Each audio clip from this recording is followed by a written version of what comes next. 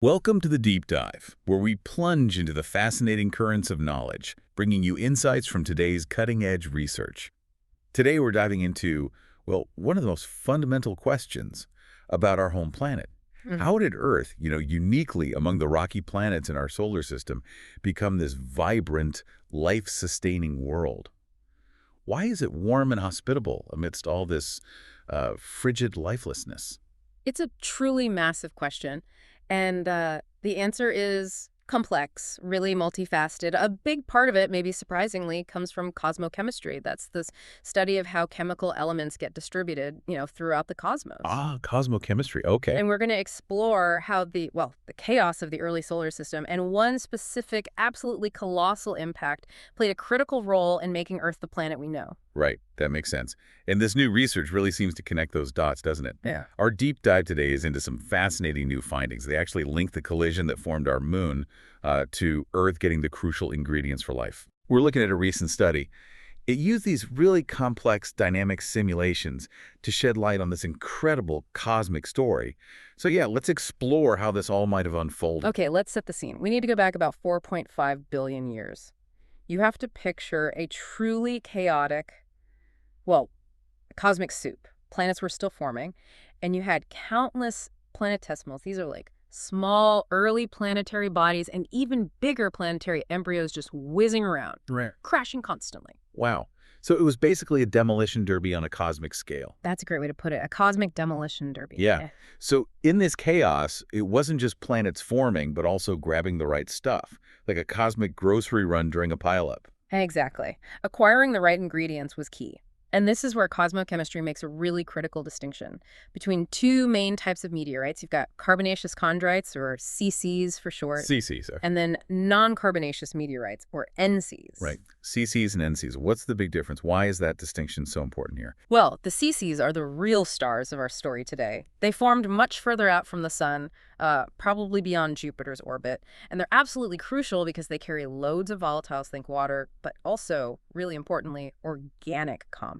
Organic compounds, like the building blocks of life stuff. Precisely. Amino acids, things like that, the very foundations of life as we know it.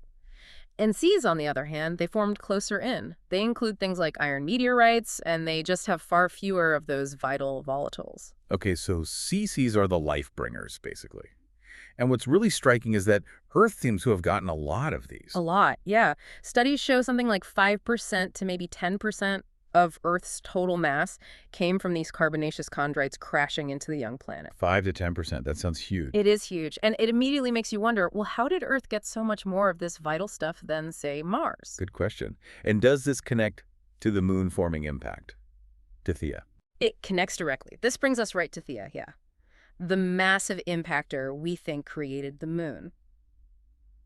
You see, previous research had already sort of hinted that Theia itself might have been a carbonaceous object, formed further out. Ah, okay. So Thea wasn't just a random collision. It might have been a delivery vehicle. Potentially. The idea is that Theia could have delivered a large chunk, as the researchers put it, of that crucial CC material to Earth in that single cataclysmic event. That's a massive idea. Pun intended, I guess. But how do you even test that? You can't exactly rerun the early solar system in a lab, right? Right? No, you can't. This is where serious computational power comes into play. This new study we're looking at by Duarte Branco and colleagues out of Lisbon, it's set to be published in Icarus. They used really detailed N-body dynamical simulations. Okay, N-body dynamical simulations. Break that down for us a bit. What does that actually mean? Think of them as super complex computer models. They track the gravity and interactions between a huge number, N, of celestial bodies over millions, even billions of years. These particular simulations focused on the later stages of rocky planet growth, specifically after the solar system's gas disk had basically blown away. Okay, so after the initial dust cloud cleared.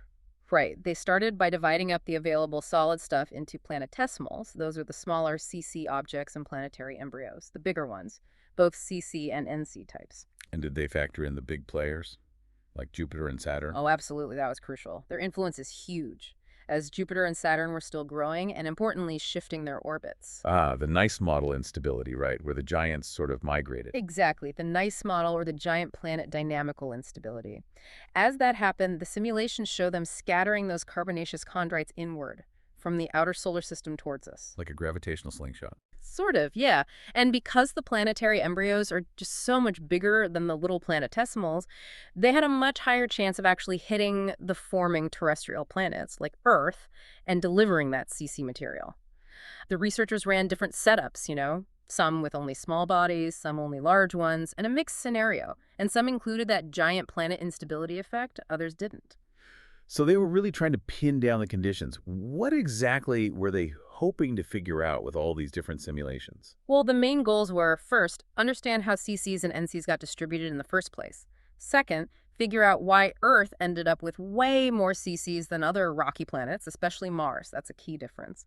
And third, specifically test if the Theia impact could realistically be responsible for delivering a big chunk of Earth's CCs. Okay, and did the simulations provide clear answers? Any big surprises? Oh, definitely. A really clear result was how much that giant planet instability mattered. Jupiter's migrations, specifically. It had a really pronounced effect on how much CC material Earth grabbed. The authors actually noted it caused a strong pulse of eccentricity excitement. Eccentricity excitement. That sounds intense. What does that mean in plain English? It basically means the orbits of all these bodies got stretched out, more elliptical, much more chaotic, not nice, neat circle. Ah, so things got stirred up dramatically. Exactly. And this chaos led to, as they put it, a wave of collisions and ejections. It basically reshuffled the deck in the inner solar system.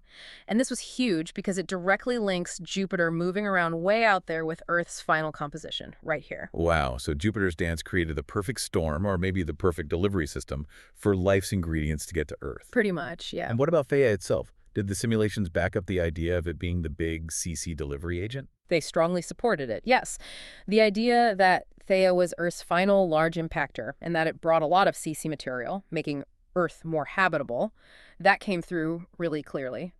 So in their mixed scenario simulations, the ones with both big embryos and small planetesimals, even without the giant planet instability factored in, the final big impactor on Earth had a CC component more than half the time. More than half. That's significant. Very. And even more specifically, in about 38.5% of those simulations, Theia was what they called a pure CC embryo, all carbonaceous. And in another 13.5%, it was an NC embryo, so formed closer in, but it had already swallowed up a CC embryo before hitting Earth.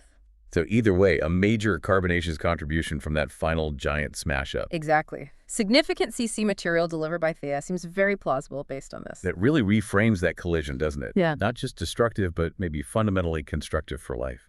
What else did the simulation show about sort of the architecture of the early solar system that allowed this? Yeah, they painted a pretty clear picture. It seems there were likely two distinct rings of planetesimals early on.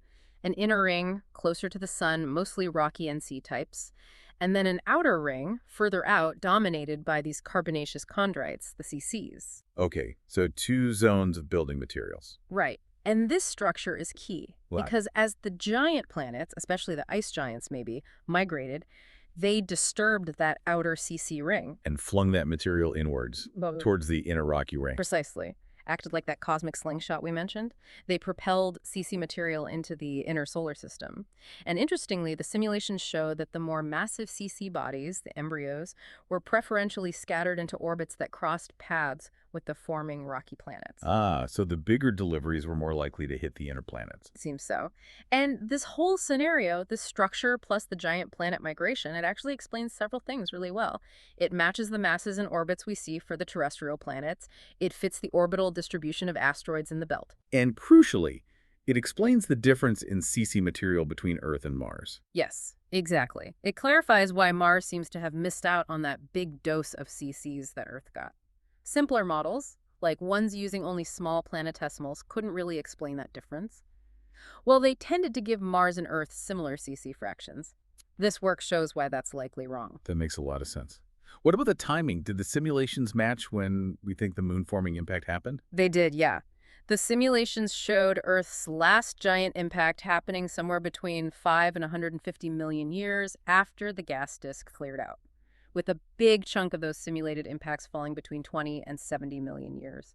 And that fits really nicely with the current estimates for when Theia likely hit Earth. Okay, so the timing works too. And one more point, the simulations also showed that while CC material could have been added throughout Earth's formation, it seemed like it was really concentrated in the later stages, potentially culminating in that final Theia impact. Okay, so pulling all these threads together, what's the big picture? The major takeaway from this research for understanding why Earth is, well, Earth. I think the biggest thing is Jupiter's role. We always knew it shaped the asteroid belt, kind of acted like a gatekeeper. But this suggests Jupiter played a much more active, critical role in determining the final composition of planets like Earth. By actively scattering that life-enabling CC material inwards, especially towards Earth. Exactly. A previously underappreciated role. It wasn't just sitting there. Its movement was key. It really underscores how many things had to go just right for Earth to become habitable, doesn't it? It's Huh. way more complex than just being in the habitable zone, distance from the sun. Absolutely. The habitable zone is just one piece. You need the right ingredients, too. And maybe you need the chaos caused by migrating giant planets. The very impact that gave us our relatively large moon might have also been the event that delivered a huge chunk of the water and organics needed for life. What a coincidence. A fortunate cosmic coincidence indeed. It really changes how we think about the recipe for a habitable planet. Which leaves us with a pretty provocative thought to end on, doesn't it?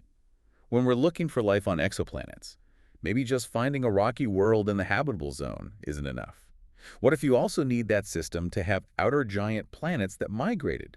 What if their role in delivering carbon and water to the inner worlds is actually a universal requirement for complex life? That's a huge question. It really adds a whole new, maybe challenging layer to the search for other Earths out there.